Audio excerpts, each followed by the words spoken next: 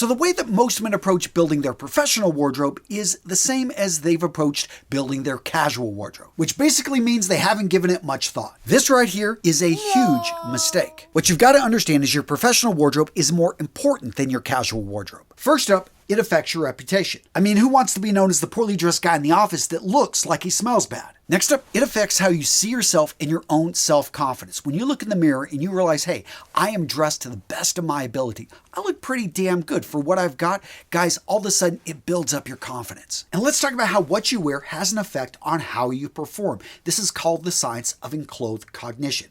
Classic study, you had a whole bunch of students wearing white jackets. Half were told their painter smocks, the other half were told their doctor jackets. They took an exam. Those that thought they were wearing doctor's jackets, guess what? Performed at a higher level. Bring all this together and guess what it affects? Your bottom line. What your income potential is over your lifetime can very much be affected by the way you dress. This comes out of the School of Economics, Hammermesh. He talked about this in Beauty Pays. $250,000 you can lose over your lifetime earnings if you don't meet expectations. So the question is then, how to build a professional wardrobe. Well, in today's video, gents, I'm sharing with you a 5-part strategy first developed in the United States Air Force. I'm stealing it, I'm bringing it over to Style, and I'm going to show you how you can apply this strategy to build a professional wardrobe that works for you.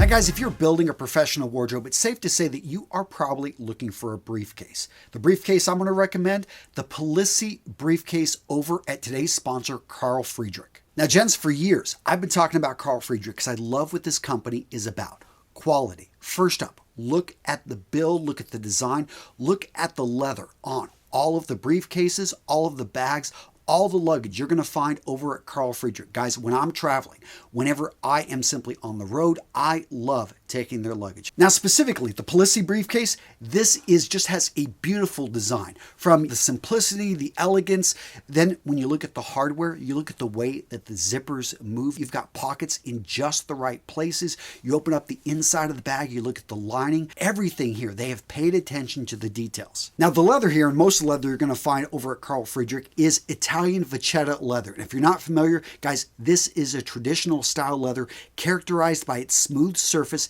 and natural finish. And if you're in the market for a larger bag, a weekender, check out their weekend bag. I have quite a few of their bags. Absolutely love them, guys. Again, the best bags in my collection, and I've seen a lot of bags. You need to go check out Carl Friedrich if you want to level up your professional wardrobe. Gents, they've got a lifetime warranty and a 100-day trial. And again, gents, if you're looking to start somewhere, check out that Palissy briefcase or the Palissy Weekender. Either one of those bags, I have them both. I use them. I love them. Just high quality, beautiful, and a great deal for your money. Use that link down in the description of today's video to grab your professional bag today over at Carl Friedrich. So the foolproof strategy I'm going to share with you today to build your professional wardrobe actually comes out of the Air Force. There was a colonel, John Boyd, and he developed what is called the OODA Loop. Now, the OODA Loop is a system of thinking that is built off the acronym OODA, which stands for Observe, Orient, Decide, and Act. Now, John Boyd was a fighter pilot who served in the Korean War and had an outstanding combat and peacetime record. He was known as 22nd Boyd. Basically, if you went up in the air with him, he would have guns on you within 20 seconds. That being said, Colonel Boyd's greatest contributions wasn't his flying ability, but what he taught, and his students took on his legacy. The OODA Loop was actually developed from notes that his students took. The guy actually didn't put a whole lot down. And as time's passed, his teachings have become more and more valuable. In fact, they've transcended the military, and they're now taught in strategy classes in top business schools around the world. All that being said, he was a pariah in the Air Force. And in fact, at his funeral, it was the Marines that showed up, not the Air Force. And I'll talk about that at the end of this video. Interesting story there. But how does this apply to men's style? Well, guys, guess what? That OODA Loop you can apply to building your professional wardrobe. First up, observe. It seems like such a simple thing, but a lot of guys building a professional wardrobe don't take the time to observe what are other people wearing in their chosen profession, in the city they're going to be traveling to or moving to, at the company that they're getting hired at. Now, you can make up tons of excuses why you can't travel to Austin to actually observe what's going on at the company, the way people are dressing before. But the reality is just simply send an email and ask, hey, can I get pictures of around the office?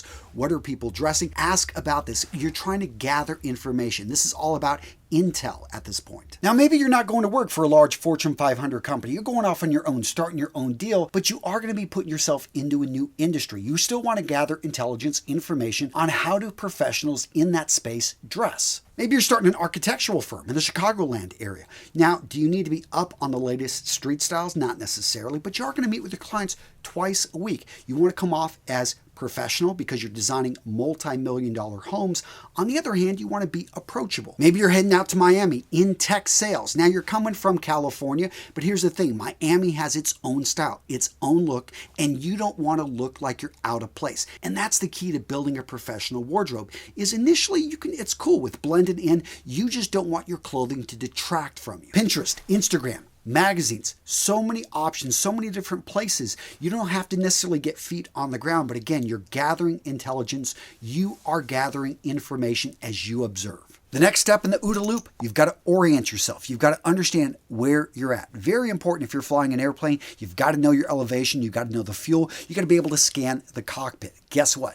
With your wardrobe, you've got to know, okay, what kind of budget are you playing with? What budget can you actually reach into? I do think when you're building a professional wardrobe, especially when you're starting off, it is something to go possibly, you can use a credit card on something like this. Why? Because this wardrobe is going to make you money. This wardrobe, if you don't have it, if you don't nail it, your boss could actually say something to you within a week of, hey, man, we've got a standard. You've got to dress better. So understand that you want to start off on the right foot here. That being said, you don't have to go out there and spend buku dollars, because let's look, part orientation is understanding what do you have existing right now in your closet? What do you have in your network? Do you have somebody in your family that maybe, hey, they've got a lot of suits. They're about your size. You can take these and get adjusted to fit you better. I mentioned it earlier, but the key with orientation is being able to scan the cockpit, being able to look out the bubble, be able to see what is out there, to get an idea of what resources you have, how much time do you have. This is all information. It's very similar to the whole, observe, but now you're orienting, you're seeing what you actually have at your disposal. The next letter in the acronym, D, stands for decide. You have to take action. You've got to make a decision here, but here's the thing. Don't worry if you make a bad decision. And I'll talk about why this is important in a few minutes. But here you just simply need to either make a purchase. Before you do that, look at all of your options.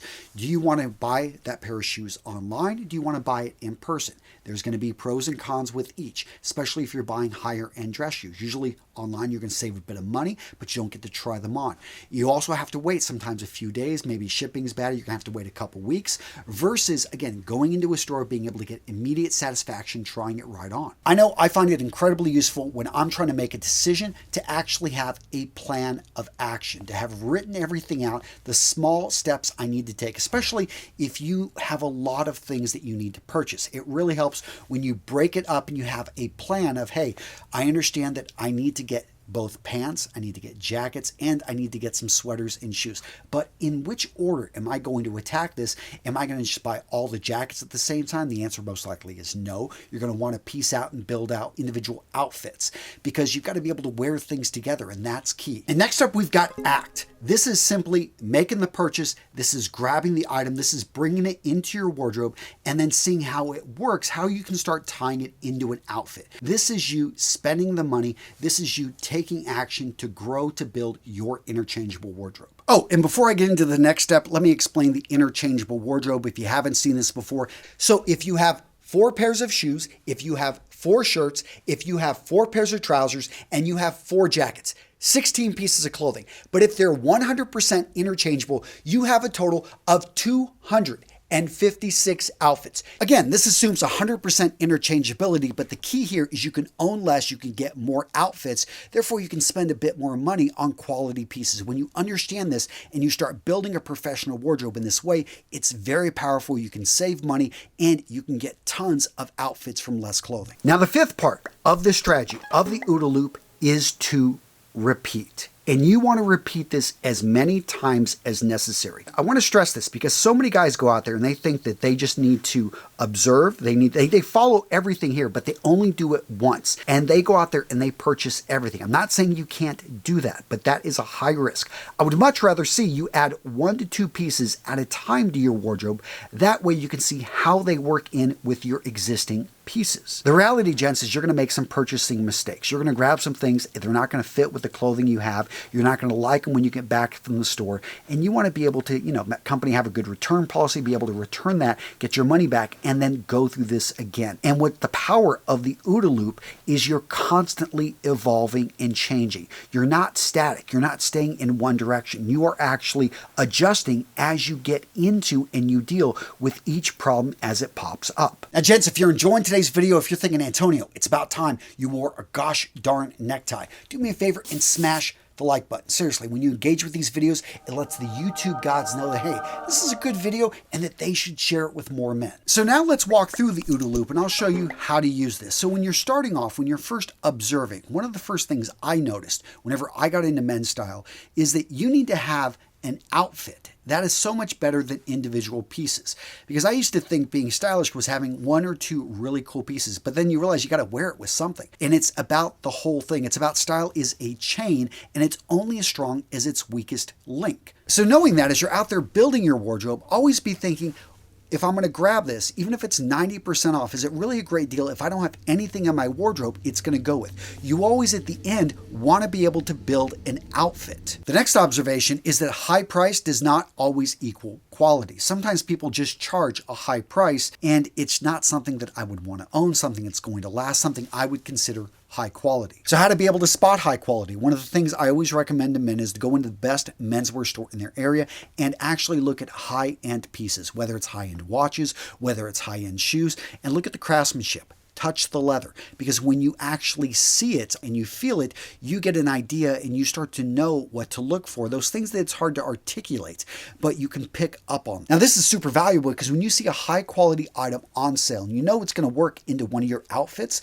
you know that, hey, I need to pounce on this because it's a great deal. I wasn't necessarily looking for a sports jacket, but gosh, this one is such a great deal. It'll work with so many of my pairs of trousers and shirts. Boom, I'm going to grab it. Another observation to save you money is you know that sales happen at set times in the year, not just Black Friday, but companies have anniversary sales. If you get on their email list, they're often pumping out deals. If you get text messages, you can oftentimes save extra money. And all of that is related to the observation that if you've got more time, if you look longer, in general, you can spend less money because you can find better deals and not have to pay full retail. And don't be surprised if some observations actually are a little bit unpleasant, because I know you like to work in your pajamas. But here's the thing, when you are dressed well, when you're actually wearing pants, not just lounging around in your underwear on Zoom, you actually perform at a higher level.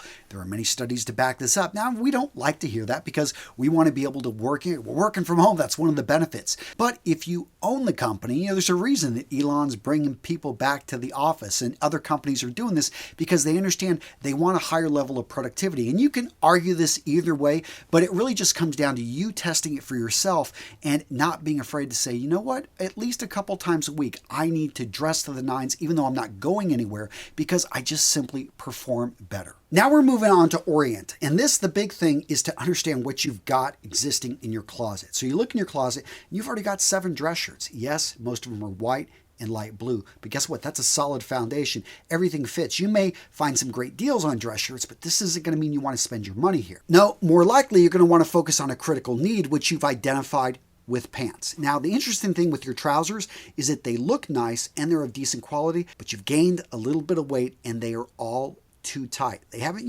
just don't fit you. So are you going to go buy new ones, or are you going to take those to get adjusted by a tailor? And let's talk about your sports jackets. You've got one that fits you and you somewhat like. The other ones, no, they're all no-goes. But here's the thing, is that you are going to start engaging with customers more. You want to dress a little bit better. You are now promoted as a manager. You want to look like the man in charge.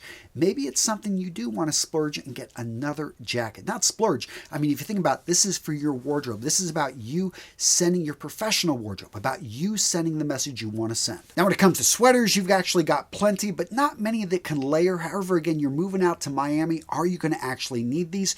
Dress shoes. You've got 3 great pairs of dress shoes. You absolutely love the way they look, but you know what? You don't really wear them. You're always defaulting to those Chelseas, which are looking a little bit ragged.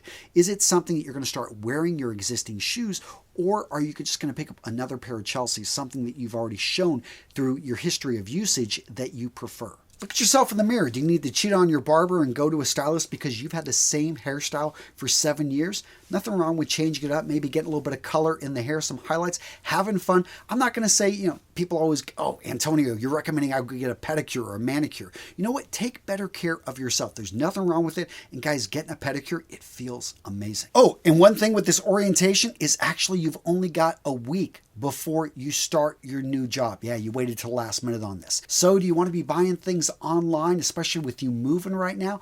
Probably not. You're going to spend a little bit more, but go into and support a local menswear store. Find the best one in your area. If you're traveling, one thing I love is stopping in airports. Airports usually have a great menswear, the larger ones, a nice menswear store you can get into and you can actually try things on. Yeah, just look for them. They're out there. So now you're trying to make a decision. And again, this is when I love to have a plan of action. I list out all the things I need to do, and then I put them in order of most important to least important. And, all the things we talked about in the wardrobe, those trousers, you got to figure out what's going on here because you can't be walking around in your underwear. You can, but you probably get a ticket, maybe you get arrested. You definitely get fired from your job. And here's the thing, you have a friend that can do adjustments and you call in a favor and guess what? She opens up those trousers. They still fit you great. You got 2 pairs of trousers you just saved and you didn't cost you anything. Guess what? The money you saved, you go out there and you splurge and you take advantage of that sale, that deal on that sports jacket that's normally $700. It was going for like $150 at some thrift store or maybe $250 at that shop marked down. Point being is you spotted quality. You know that this thing is going to look great on you. It's going to work with your existing wardrobe. It's going to go into those outfits to be able to just make you look amazing. You also decided to grab another pair of Chelseas. And the reason being is you let your actions speak for them. Yeah, you've got those dress shoes and you'll wear them on occasion when you're down south, now starting this new job, but you just love those Chelseas and they make you feel great. So you got a different color, something a little bit dressier, but you love the slip on and off. Now, how much to spend? I'm not going to say to go into credit card debt. I always think a man should put aside money to be able to buy something of higher quality, cry once. But the reality is a lot of people, I get it. You need the money. So look around. Is it something you can, you actually were paid a little bit early from your company. There was a moving expense. So you decide, instead of hiring those movers, I actually am going to put everything myself in the U-Haul. I am going to drive it down myself and save, $500 to $1,000 right there. Guess what? You can apply that right to your wardrobe.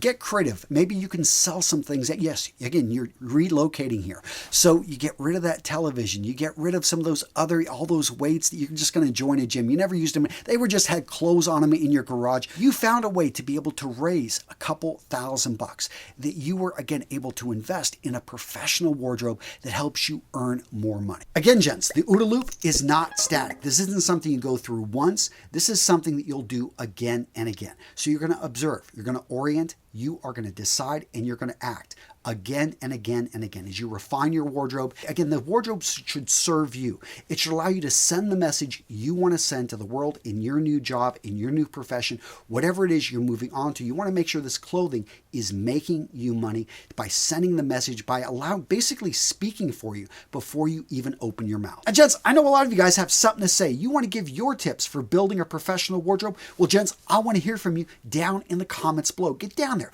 Let me know. I want to hear from you, seriously. Now, really quick, let's talk about the funeral of John Boyd. So, like I said, this guy was an outcast from the Air Force. And the reason being is he said a lot of things that upset a lot of general officers. He was all about principle and about being, basically focusing in on mission. It wasn't about money. And this riled up a lot of contractors. It riled up a lot of people making money. It riled up a lot of generals because the nasty thing about the military is that there is positioning for, basically sometimes people are kissing ass so that they can make these highest levels. It's unfortunate, but that's the way it is with any big bureaucracy. But he wouldn't play with this. And as a result of that, he never made it past colonel, despite everything that he contributed to the Air Force. That being said, when he died, a whole bunch of Marines showed up. We're talking full bird colonels showed up. And not only that, on his urn, they took an EGA and they put it right there on his urn. Now, my Marine Corps, you guys know I served 3rd Battalion, 1st Marines. Thing is, you don't get to wear the EGA unless you were a Marine. Now, there are a few exceptions, and Boyd was one of them. And the reason being is his lessons, his information was taken by the Marine Corps, because basically it was about reinventing yourself. And that's what I love about this stuff. It's not just about your wardrobe. You can apply the OODA Loop to anything, any type of strategy, any type of decision making in your life. And the Marine Corps we're always looking to survive. It seems like every 10 years somebody's wanting to kill us, or they say, you're unnecessary. Well, the Marines took this and they revised the way, I think it was Gray and Krulak went in and they rewrote the books on the way that we approached warfare, a lot of it based off of what Boyd taught. In fact, in the 90s, right before the Gulf War, he was called out of retirement to basically talk with Schwarzkopf and Cheney and all these other guys trying to make these decisions about actually how to approach warfare. And the Marine Corps learned a lot from Boyd. So for that reason, so many Marines just simply felt a debt to Boyd, and they showed up in force at his funeral. And I don't think there were really many Air Force people that showed up at all. So a little bit of fun history there. Hopefully it excites you to go out there and do your own research. Really interesting story if you look for it. What video to watch next? How about how to build your casual wardrobe? Yes, I talked about professional wardrobes in this video, and I talked a lot about theory, but in this one right here, I get into the nitty-gritty details about how to build your casual wardrobe as an adult man. Click on this video, boom, right here to go find out how.